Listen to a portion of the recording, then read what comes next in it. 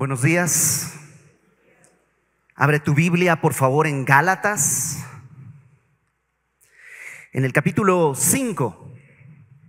La verdad es que me tocó un texto muy fácil porque es tan obvio que no necesita la menor explicación. El único problema es que está al final de la carta y eso quiere decir que tenemos que recordar todo lo anterior y de qué estamos hablando. Así que ese es el reto, porque si no, esto se va a convertir en una serie de instrucciones religiosas, que es precisamente lo que Pablo está tratando de decirnos que no debe suceder. Así que, si te parece, vamos a orar. Ponemos este tiempo en manos de Dios y comenzamos. Acompáñame, por favor, inclina tu rostro conmigo, vamos a orar. Señor, gracias porque tenemos el día de hoy la oportunidad de venir delante de ti. Tenemos el día de hoy el privilegio de presentarnos ante tu presencia y podemos rogarte y sabemos que nos escuchas, Señor. Con tu Espíritu Santo, toma tu palabra, transforma nuestro entendimiento, renuévanos, Señor, transfórmanos según tu propósito y que sea esto para tu gloria. Ponemos este tiempo en tus manos en el nombre de Jesús. Amén. La carta a los Gálatas, yo sé que ya lo sabes, pero a lo mejor el día de hoy alguien está recién integrándose. Es una carta que el apóstol Pablo escribe no a una iglesia, sino a un grupo de iglesias que están en una zona, la zona de Galacia. Es una Galacia muy lejana que está en la zona de Turquía, y en esa zona hay varias iglesias que están tentadas a regresar a un sistema religioso. A entender que Cristo es la salvación, pero no es suficiente. Es Cristo, pero además tenemos que cumplir otras cosas. Y Pablo escribe esta carta precisamente para explicarnos que la salvación tiene que ver todo con la gracia. Y en la primera parte de la carta, Pablo habla de la experiencia de la gracia con su propia vida. Luego hace una serie doctrinal, no una explicación doctrinal de lo que es la gracia. Luego explica cuál es el propósito de la ley, porque pues entonces, ¿para qué Dios dio la ley? Si va a ser por gracia, como un regalo. Entonces, ¿para qué sirve la ley? Y Pablo nos dice, es que la ley es la manera en la que nos enteramos que necesitamos la gracia. La ley es como una radiografía. La radiografía expone que hay un hueso roto, no te sana. Así como la ley no produce salvación, solamente expone la necesidad de un Salvador. Y luego, a partir del versículo 5, empieza a mostrar cómo debemos reaccionar a esa gracia que hemos entendido. Y la parte que me toca está en el versículo 19 y comienza diciendo así: manifiestas son las obras de la carne. ¿No? Entonces, lo primero que tenemos que recordar es qué es la carne. La carne es esta naturaleza pecadora que está en cada uno de nosotros desde la concepción. Es decir, antes de nacer ya tenemos esta naturaleza pecadora. No es algo que se aprende por la cultura o por la instrucción. No es algo que vamos poco a poco desarrollando. Evidentemente, pues un bebé no puede cometer un homicidio porque pues no tiene la capacidad física. Pero si tuviera, ¿cuántas veces el bebé nos acribillaría porque no le llevamos la leche a tiempo? ¿No? Esa naturaleza pecadora es innata a cada uno de nosotros. Déjame ponerlo de esta manera. Cuando somos concebidos, estamos vivos biológicamente, pero muertos espiritualmente, por el pecado que está en nosotros. Ese pecado que venimos arrastrando desde Adán, estamos muertos espiritualmente. Y estábamos espiritualmente muertos hasta que escuchamos el evangelio, y entonces pasamos a estar vivos biológicamente y vivos espiritualmente.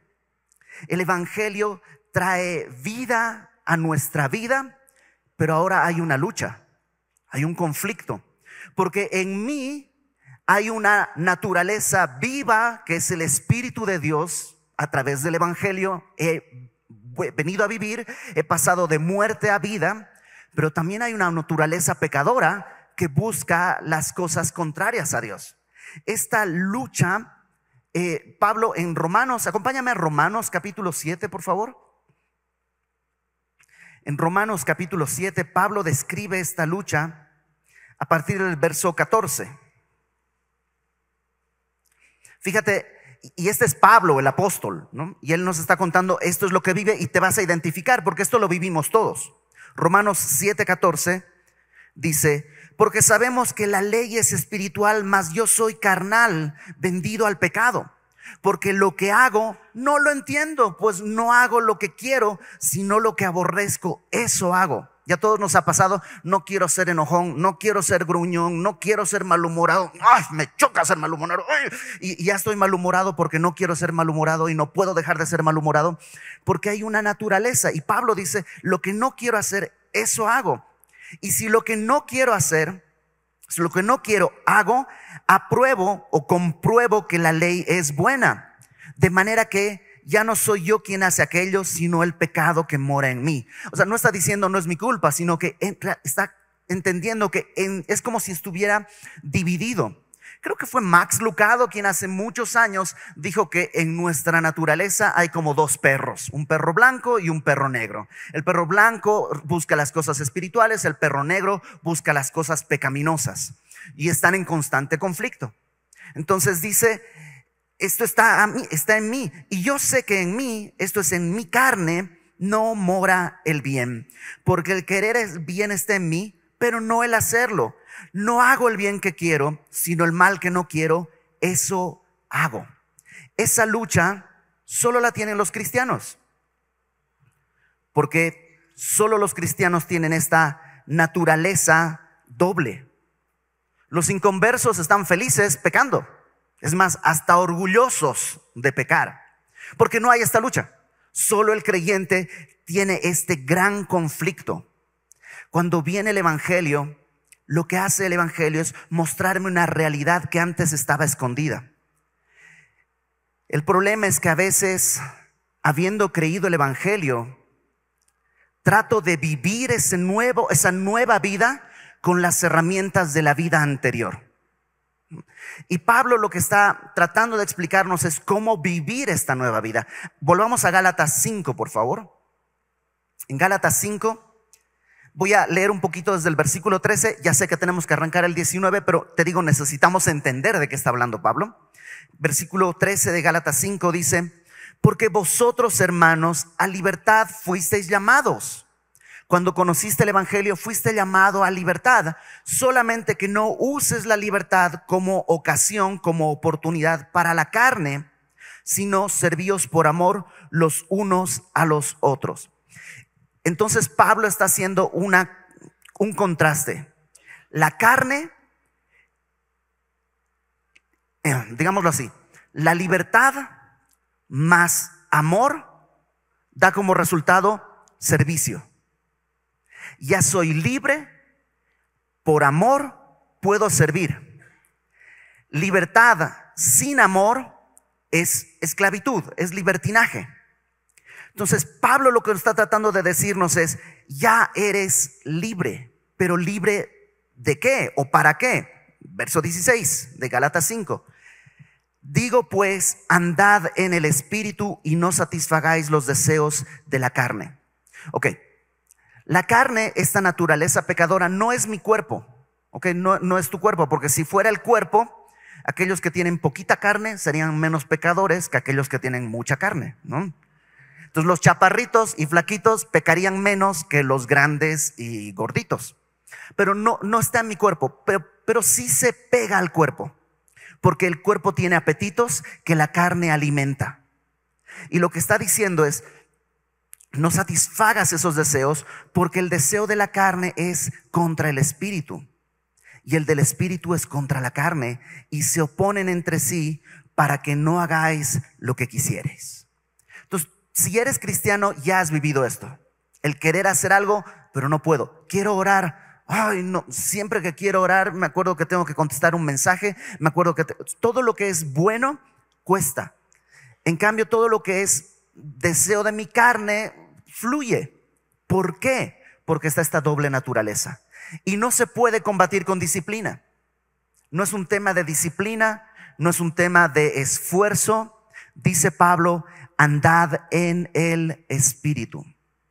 Es ser guiado por el Espíritu. Por eso dice el verso 18, pero si sois guiados por el Espíritu, no estáis bajo la ley. Déjenme ponerles un ejemplo que creo que puede mostrar esto de una manera muy clara. En Semilla Querétaro estamos estudiando el libro de Hebreos y este ejemplo lo puse porque creo que es claro para mostrarnos esta lucha. Cuando yo era niño, yo soy de Bolivia y aunque la gente piensa que Bolivia es un país andino y montañas y llamas y todo eso, eso es solamente un tercio del país. La mayor parte del país es llano y donde viven mis papás y donde vivía yo, el promedio de temperatura anual debe ser 33 grados, hace mucho calor, el río pasa cerca de mi casa, hay palmeras, entonces es muy caliente, es como Veracruz o como Tabasco. Y entonces yo era niño, íbamos a la escuela y jugábamos fútbol en el recreo. Imagínate 20 niños jugando fútbol en el recreo. No había cancha, era en el medio de los árboles de mango, en la tierra jugábamos fútbol. Y luego 20 niños jugando fútbol por 20 minutos regresaban a clases. Y entonces las chicas protestaban muchísimo. Maestra, es que los chicos vienen sudando, huele mal, no puede ser posible. Y nosotros estábamos pues ahí, nos sentábamos escurriendo, no sudor, lodo, ¿no? Porque pues, tierra. Mi mamá decía, Iber, esa camisa era blanca, esos zapatos no son para jugar fútbol, ese pantalón era nuevo. Mis profesores, las chicas, todos trataban de reprimir el impulso futbolero de 20 niños de 12 años. Y no se podía. La ley era imposible de detener. O sea, yo sí entendía y quería cumplirlo, quería pues ayudarle a mi mamá, pero híjole, cuando la pelota rodaba, se acababa todo recuerdo de las reglas y las normas. Hasta que un día, una mañana, vamos a decir una mañana estival, apareció una muchacha, una niña con una mochila azul, con ojitos dormilones, ¿no? Y de pronto nos dejó en gran inquietud y todo lo que la ley no pudo lograr empezó a suceder. Iber, ¿vas a jugar fútbol? No.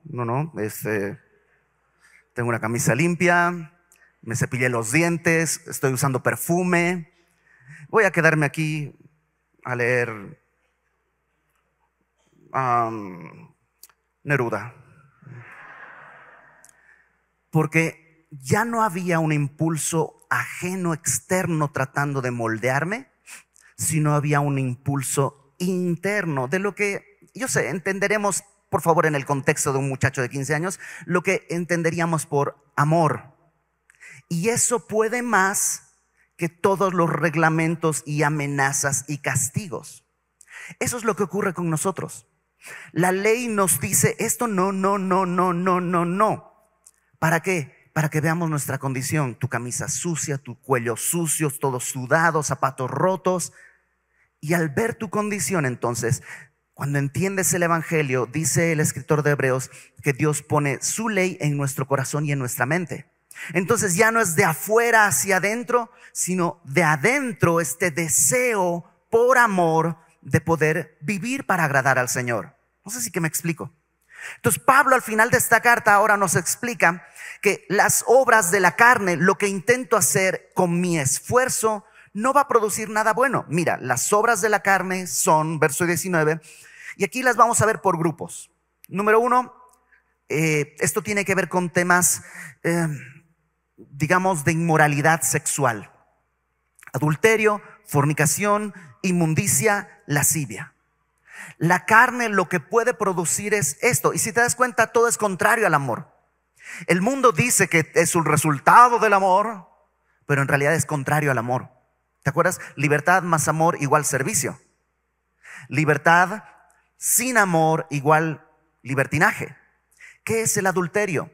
Es el romper el pacto matrimonial. El pacto matrimonial es un hombre y una mujer prometiendo delante de Dios el ser fieles uno al otro. El adulterio El día de hoy la gente dice, es que me enamoré, ¿qué puedo hacer?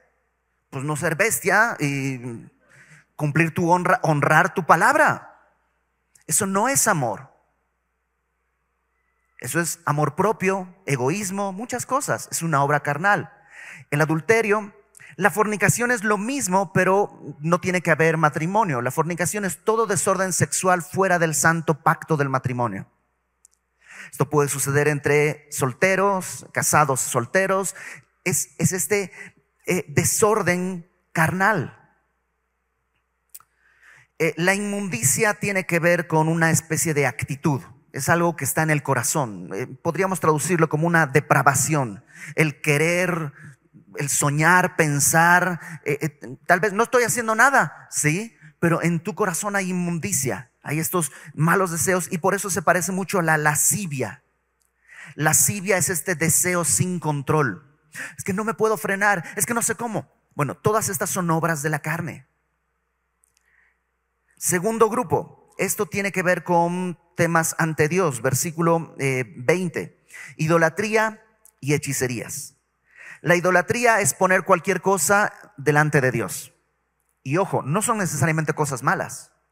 Podrías poner tu familia antes de Dios.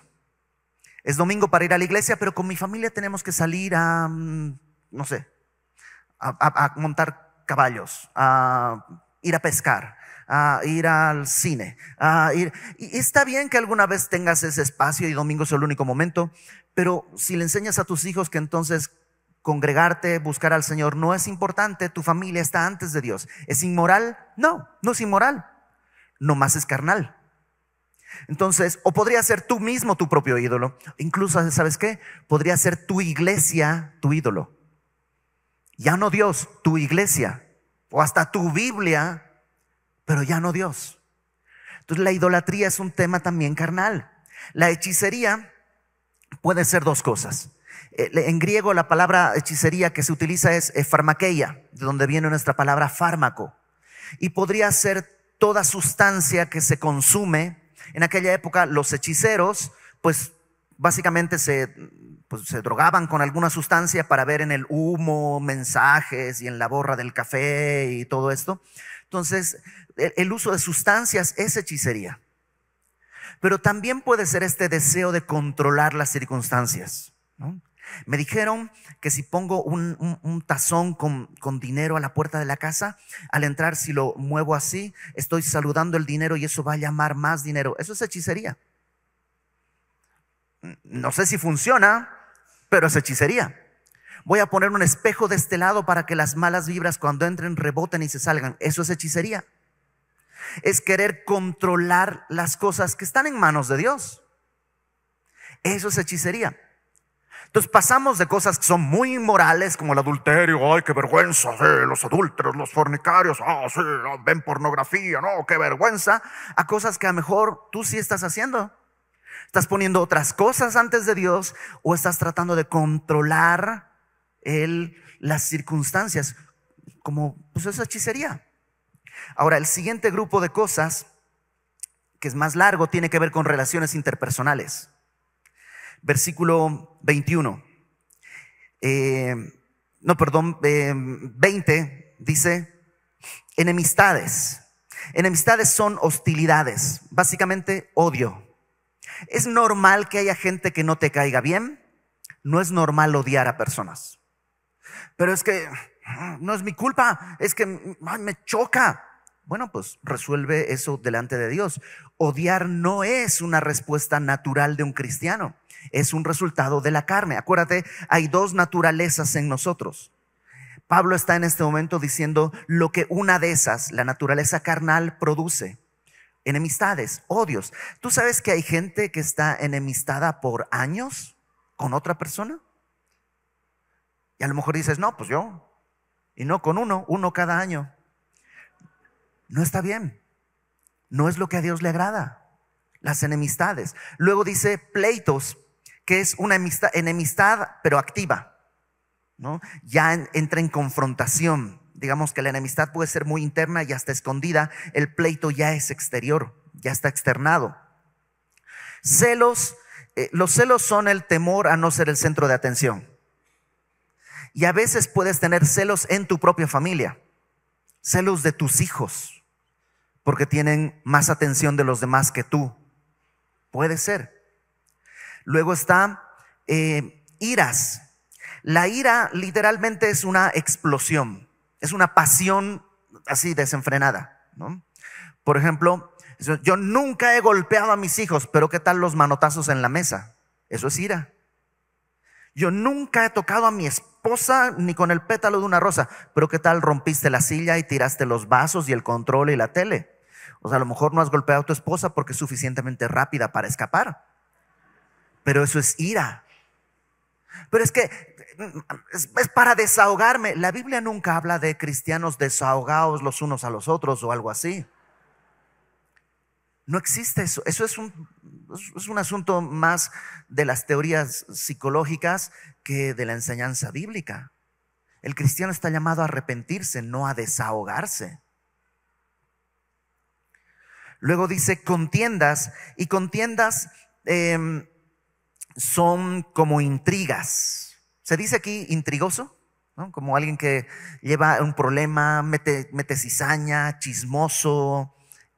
Es eso, es un fruto de la carne. Luego está disensiones y herejías.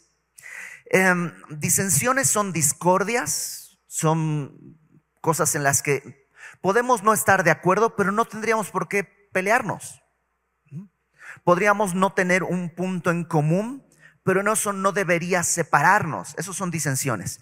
La palabra herejía el día de hoy tiene que ver con doctrinas, ¿no? Cosas raras. Y en la Biblia habla como de separar la iglesia. Literalmente herejía es como separar, desunir, como hacer sectas. Y por ejemplo, esto tenían los corintios. ¿Te acuerdas que los corintios decían: yo soy de Pablo, yo soy de Apolos, yo soy de Pedro? No, yo soy de Cristo, ¿no? Esos son los peores, los que no entienden ninguna autoridad de la iglesia. ¿Qué estaban haciendo? Estaban dividiendo la iglesia como si estuvieran compitiendo. Es como que aquí empiecen, mira, estos son los de Benja, aquí están los de Pato, aquí no, Raúl es el fundador, entonces son los de Raúl, y estos son, como que no tiene sentido, y hay gente que promueve eso. Entonces Pablo dice, esas son obras de la carne, herejías. Luego dice envidias, y eso pues ya no tengo ni que explicar porque es algo con lo que pues todos en algún momento batallamos, es el querer lo que tiene otro. Homicidios, habla de matar, tal cual, pero a lo mejor tú dices, yo nunca mato a nadie, pues nomás porque no puedes, pero ¿qué tal que si pudieras? O si se dejara, ¿no? El deseo también está ahí. Y luego dice borracheras, que habla de intoxicaciones, orgías. La palabra orgía literalmente es desenfreno. Y aunque nosotros el día de hoy entendemos la orgía dentro del terreno sexual, la palabra no necesariamente está cargada con esa carga. Puede estar hablando de desenfrenos de otro tipo. ¿Has visto un adolescente que agarra el Xbox a las 7 de la mañana hasta las 6 de la mañana del día siguiente? Es un desenfreno, no tiene freno. Y puede suceder en adolescentes y puede suceder en hombres adultos. O digamos, niños de 45 que se meten a jugar Xbox toda la noche. Eso es un desenfreno, una obra de la carne.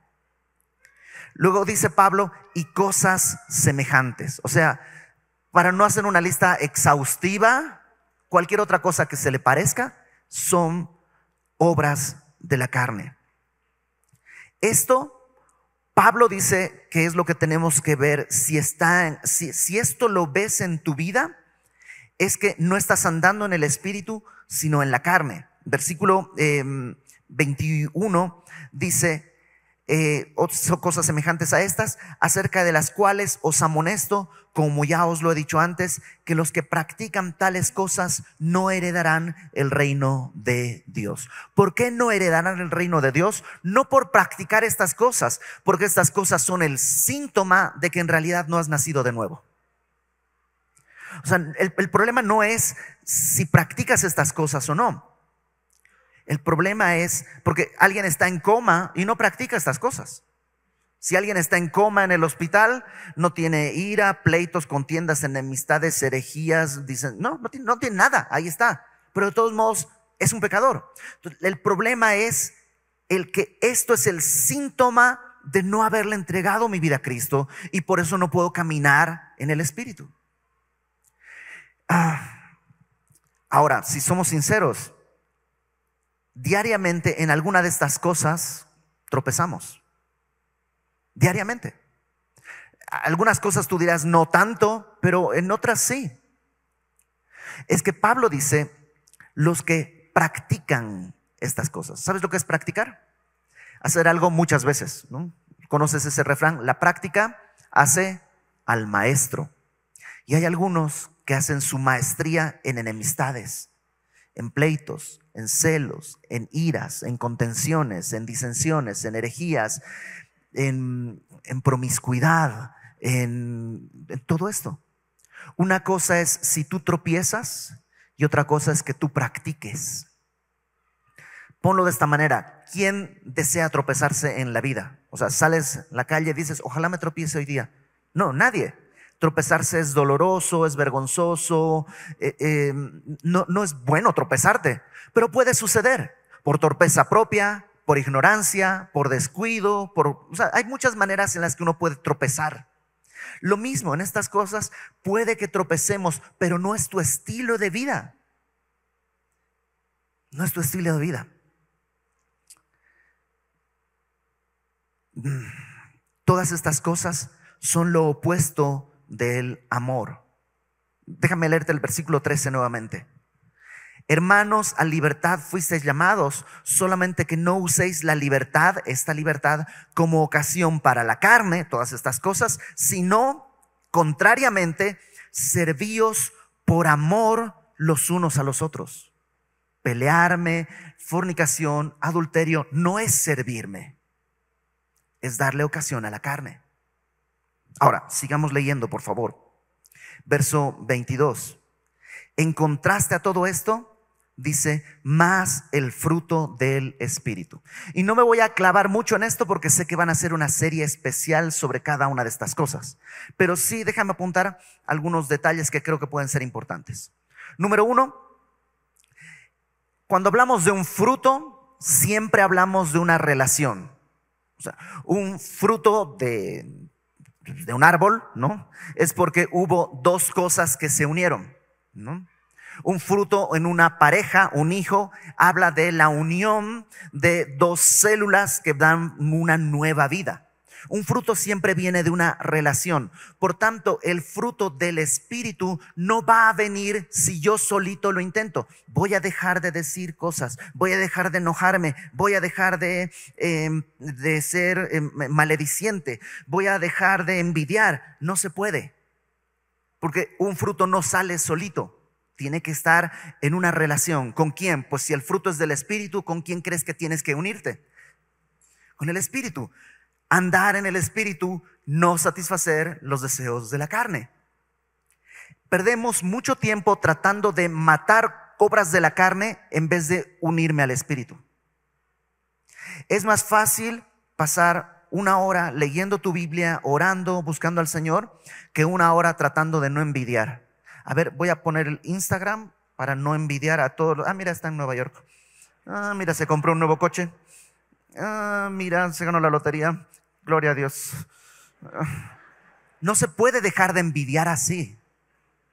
Pero cuando vienes a la palabra, a la comunión con el Señor, y entiendes todo lo que vimos en Gálatas 1, 2, 3, 4, que habla de su amor por nosotros, de la manera en cómo nos rescató con su propia sangre, entonces puedes amar al Señor y en su amor encuentras libertad para dejar de envidiar, libertad para dejar de fornicar, libertad para dejar de cometer adulterio, pero es libertad.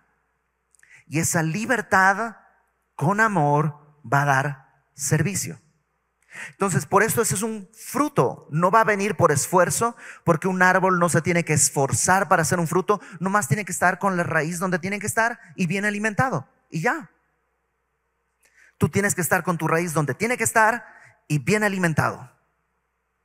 Y ya. Algunos ven también en este fruto del Espíritu una descripción de Cristo. O sea, el fruto del Espíritu es Cristo. Mira, fruto del Espíritu es amor.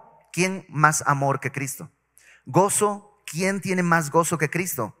Paz. ¿Quién tiene más paz que Cristo? Paciencia, benignidad, bondad, fe, mansedumbre, templanza. Entonces sí, lo que Dios quiere hacer en nosotros es Cristo. Dios quiere, Romanos 8 dice que a los que aman a Dios todas las cosas les ayudan a bien, porque a nosotros que nos tomó, nos predestinó, etcétera, todo eso, dice, los tomó para que sean hechos conforme a la imagen de su Hijo. Esto es la imagen de su Hijo. Entonces vamos a nada más pasarlos, te digo, no a fondo porque los van a ver a detalle, pero sí poquito a poquito. Y vamos a verlos por grupos de 3, porque creo que están agrupados naturalmente en grupos de 3. La primera muestra de este fruto es amor, gozo y paz. Y esto tiene que ver con Dios, porque el amor, el gozo y la paz del creyente viene del Señor. Nosotros le amamos porque Él nos amó primero. El amor que nosotros podemos tener a nuestros hermanos es por el amor que recibimos. El gozo no viene de las circunstancias. Pablo es un hombre profundamente gozoso, pero también profundamente atribulado. Ha vivido traiciones, naufragios, latigazos, pero él era gozoso. Escribió Filipenses, que es una carta sobre el gozo desde un encierro, desde una especie de encarcelamiento. Porque no viene de las circunstancias. El amor, el gozo y la paz no viene de alrededor, sino viene de Dios. Los siguientes 3 elementos de este fruto vienen de mi relación con los demás. Paciencia, benignidad, bondad. Paciencia en griego es macrotimia. Una traducción así de un chilango catedrático vendría a ser de mecha larga. ¿Sí se dice aquí? Cuando alguien es de mecha corta, es que se enciende así de volada, ¿no? Se enoja, ¡paf! Bueno, eso es microtimia, digamos, ¿no? Macrotimia es que de mecha larga. Puede aguantar, aguanta, espera. Dime si no necesitamos esto con nuestros hermanos. Ser pacientes, aguantar, porque también son pecadores y ellos también con nosotros. Paciencia, benignidad, algunos le llaman el pensamiento del amor, es gentileza, es pensar bien de otro. No me saludó, a lo mejor es porque no me vio. En vez de decir, ay, qué barbaridad, no me saludó. ¿Sabes qué? Lo que pasa es que desde que se compró ese coche piensa que ya está demasiado y con el nuevo asunto que le dieron. Oye, a lo mejor no te vio nomás, a lo mejor tuvo un mal día y está pensando en otra cosa. La benignidad es este pensamiento del amor. Y la bondad es el amor en activo. El poder hacerle bien a otro. Dime si estas 3 cosas no son vitales en la iglesia y para nuestra vida en comunidad. Y luego están las otras 3 elementos de este fruto. Fe, mansedumbre, templanza. Que eso tiene que ver conmigo mismo. Fe quiere decir fidelidad, mantenerte firme.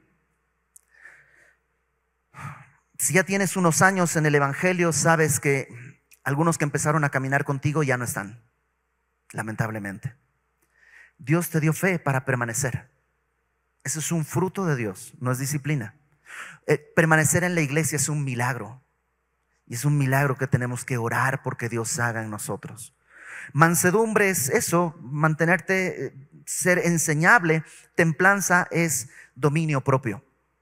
Entonces, estos tres grupos de cosas son fruto del Espíritu y dice, contra tales cosas no hay ley. O sea, nadie es demasiado manso, demasiado benigno, demasiado amoroso, demasiado pacífico. No hay ley, no hay límite. Esto puedes extenderte hasta el final. ¿Por qué? Porque es un fruto del Espíritu. Y el fruto nunca es para el árbol. ¿Has visto alguna vez un árbol de manzana comiendo manzana? No, el fruto es siempre para alguien más, para que alguien más disfrute y coma de ese fruto. Por eso, servirse en amor. Verso 24. Pero los que son de Cristo han crucificado la carne con sus pasiones y sus deseos. Ahora, aquí hay un asunto importante.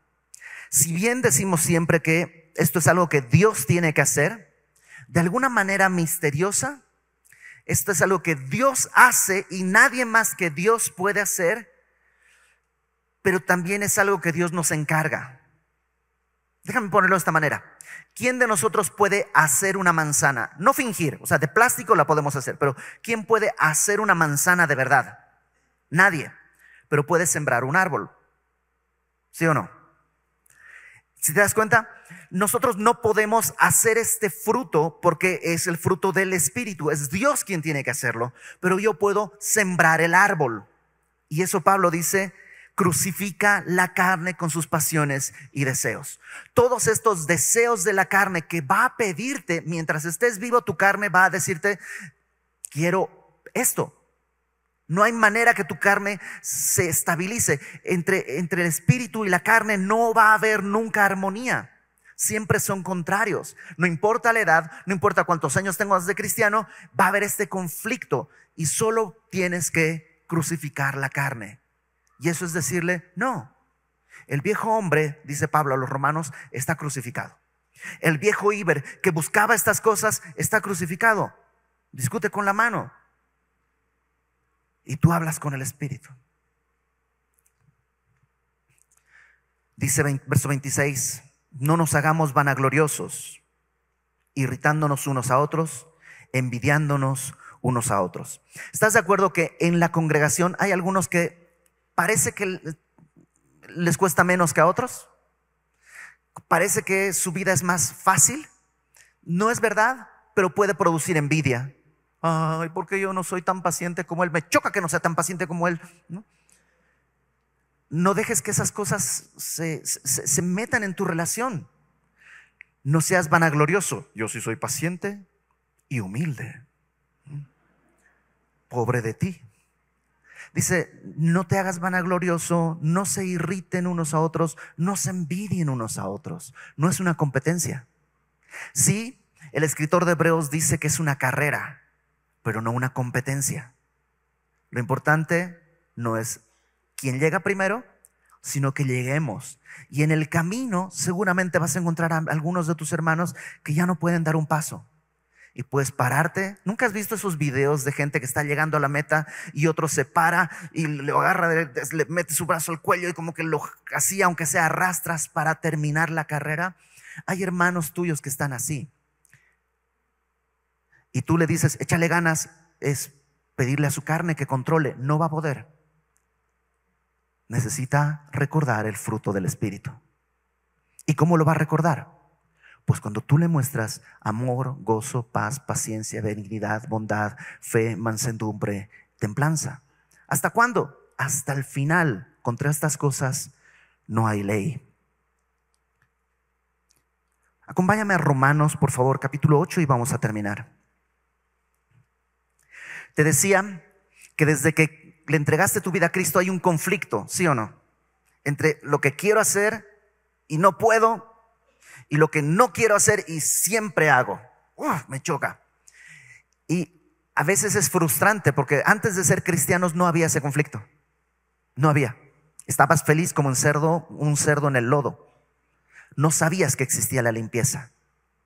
Entonces, ¿será que tenemos que vivir en esa frustración de qué horrible vivir? ¿Te imaginas que recibas el evangelio a los 10 años y vivir 70, 60 años de esa lucha agónica? Es terrible. ¿Será esa la voluntad de Dios? No.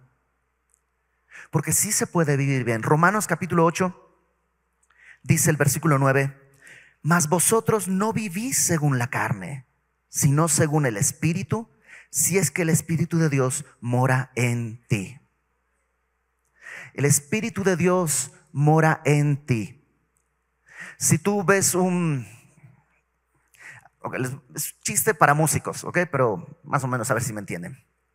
Dave Weckl es un baterista impresionante. Yo tomé unas clases con él, compré sus libros, compré sus baquetas, pero no me sale. O sea, pase lo que pase, me compré sus zapatos, hasta me dejé el cabello así tipo melenita como él lo tenía y no funciona. Pero ya hice todo lo que dice en sus videos y no sueno como Weckl. Sí, porque eso es externo. Si por alguna razón Dave Weckl, su espíritu entrara en mí, entonces me daría cuenta que no eran las baquetas, sino era el cuate. Entonces cuando vemos esto y quiero hacer estas cosas y leo y busco y hago y me compro los zapatos del pastor y la camisa del pastor, no funciona. Pero cuando el Espíritu de Dios mora en ti, ya desde adentro es distinto. Por eso dice, no vivís según la carne, sino según el Espíritu, si es que el Espíritu de Dios mora en ti. Si has creído, mora en ti. Si alguno no tiene el Espíritu de Cristo, no es de él. Por tanto, necesitan nacer de nuevo. Pero si Cristo está en ti, el cuerpo está muerto, claro, a causa del pecado, pero el Espíritu vive a causa de la justicia. Y aquí está la esperanza. Y si el Espíritu de aquel que levantó de los muertos a Jesús mora en ti, el que levantó de los muertos a Cristo Jesús vivificará también tu cuerpo mortal por su Espíritu que mora en ti. O sea, sí, esta parte de mi cuerpo que está muerta puede estar viva. Cristo puede darle vida, yo no. No es por esfuerzos, es por andar en el Espíritu, porque entendí la gracia. ¿Y sabes cómo hacemos eso? Pidiendo, Señor, dame de tu Espíritu. ¿Lo merezco? Seguramente no. ¿Lo necesito? Con toda certeza, sí. Entonces vamos a pedirle a Dios que nos dé su Espíritu. Y solo hay que hacer una cosa: vaciarnos de nuestro espíritu. Es decir, pedirle, Señor, muéstrame mis pecados, dame fuerza para soltarlos y lléname con tu Espíritu. Y ya. Jesús dijo, si nosotros siendo malos sabemos dar buenas dádivas a nuestros hijos, si tu hijo te pide un pan, no le vas a dar una piedra. Si te pide un pescado, no le vas a dar una serpiente. ¿Cómo crees que Dios va a reaccionar si le pides su Espíritu? Vamos a orar. Señor, anhelamos vivir como la forma en la que a ti te agrada, vivir dignos de tu evangelio. Pero aquí estamos, Señor. Y como decía el apóstol Pablo, lo único que vemos es que en nuestra carne no mora el bien. Y lo que no quiero hacer siempre hago, y lo que quiero hacer no puedo. Aquí estamos, Señor, ten misericordia. Danos de tu Espíritu para que tú en nosotros hagas esta obra, produzcas este fruto que puede glorificar tu nombre, que puede bendecir a mis hermanos, que puede llamar a otros que no te conocen a la comunión contigo. Yo te ruego, Señor, que derrames tu Espíritu sobre nosotros, que nos permitas vivir dependiendo de tu gracia y disfrutando de la comunión con tu nombre. Te pedimos esto con mucho respeto, sabiendo que eres el Señor, pero con mucha confianza, sabiendo que tú nos invitaste a hacerlo así. Haz tu voluntad en nosotros. Te lo rogamos, Padre, no por nuestros méritos, sino por los méritos de Jesucristo, que nos amó y pagó nuestros pecados con su sangre. Amén.